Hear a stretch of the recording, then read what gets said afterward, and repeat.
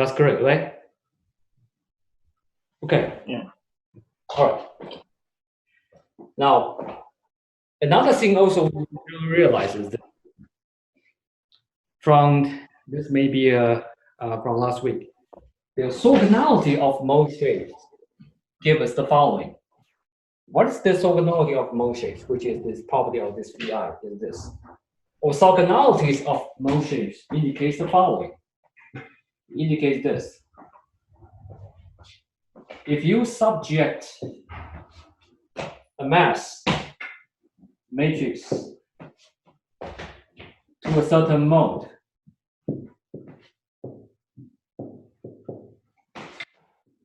like this, I know you did this for homework. And when you calculate, when you subject the mass matrix on both sides with a given mode shape vector, let's call it for the ith mode. And mathematically, the first one must be transposed. Otherwise, you cannot operate it. The reason why you need a transpose here is simply because of dimensional consistency. And just to make sure that you understand and remember this.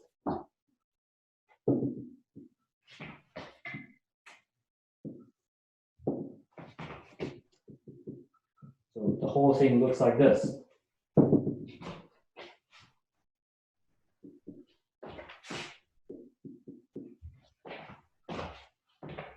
Try to read it clearly.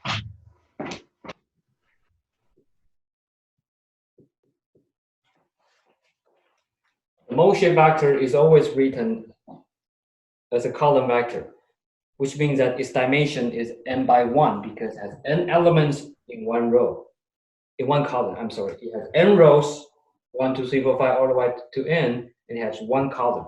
The first element indicates the number of rows, and the second, the number of columns. If you transpose this, that means you will rotate it by 90 degrees. It becomes 1 by n. That's why if written as a column vector, the size is n by 1. If you write it as a row vector, the dimension becomes 1 by n. Now, linear algebra dictates the following. If you want to operate two vectors, or two matrices, or the vector with a matrix, or the matrix with a vector, the connecting dimension must be identical. So in order to operate these two, this number n here and this number n here must be the same. If they are not the same, you cannot operate these two. For those of you taken linear algebra, you know why is this. And for those who haven't, again, you don't have to worry about it. It can be easily explained. Why these two must be the same? It's because the second number indicates the number of columns. If you want to operate it, the first column must have a corresponding row element to deal with, to work with, which means the number of the columns in this matrix must be the same as the number of rows in the subsequent vector. And this, of course, can be a matrix too. It doesn't have to be a vector, because what this matrix, in this matrix concern, only the number of rows is important to this mass matrix. The same idea for the first operation, which is the transpose of the mode shape vector phi with the mass matrix here. Only the number of columns in this vector is concerned by the mass matrix for its number of rows. So this is how we operate and carry out operations among vectors or matrices. Now, what about the result? The result is going to be, I know I can only use these two colors. The result is going to be this, the first and the last. This will be the final dimension. So if you operate everything start with 1 by whatever is in between, in the end, the last dimension is 1. That means this will give you a single number.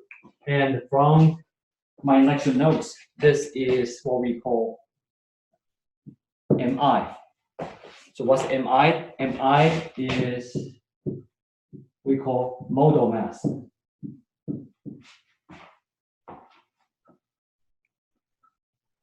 Similarly, you use the same concept. What if I do the same? If I can operate this on mass, can I operate this with damping matrix? Or can I carry out this calculation with stiffness matrix? Of course you can do it. The rule is always to transpose your mole shape vector for the first term, and whatever the target matrix, you put it in between, which is in the center. So this operation will become the transpose of the ice mode shape vector times damping matrix times the ice mode shape vector, like this. And of course, this will also give you this number is called CI. CI is what? CI is modal stiffness. I'm sorry, modal damping, not modal stiffness.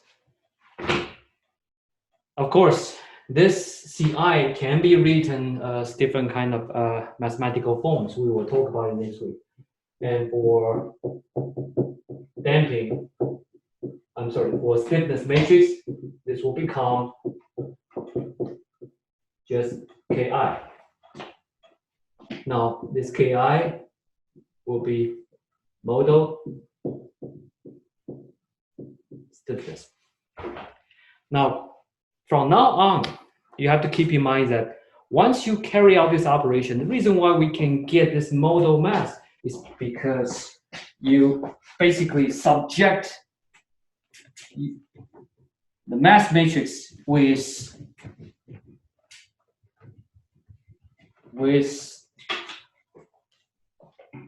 a given mode shape vector, a Phi here.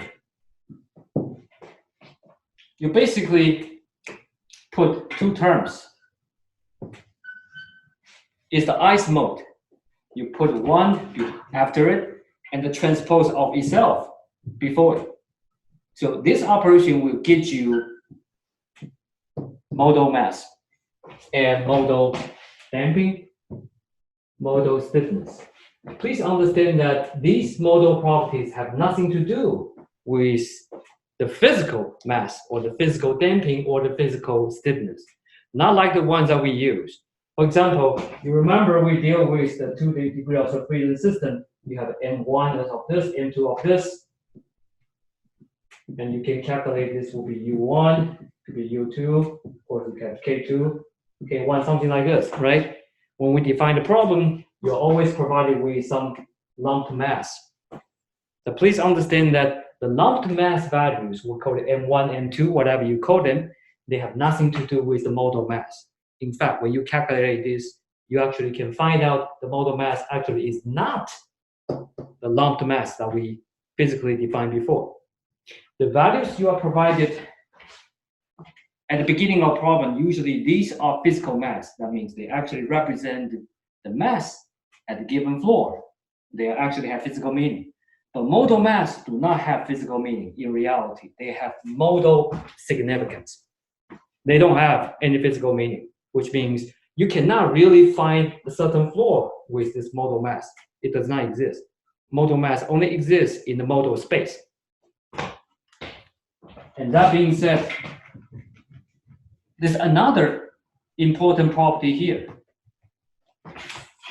What the property is, now you see, the reason why we can do this is because we basically operate this, like I said, and under one condition, and that condition is the subscript I here and this I here, these two must be the same. And that's how we can get this. The subscript must be the same. And what if the subscript are not the same? If the subscript are not the same, and this result will become 0.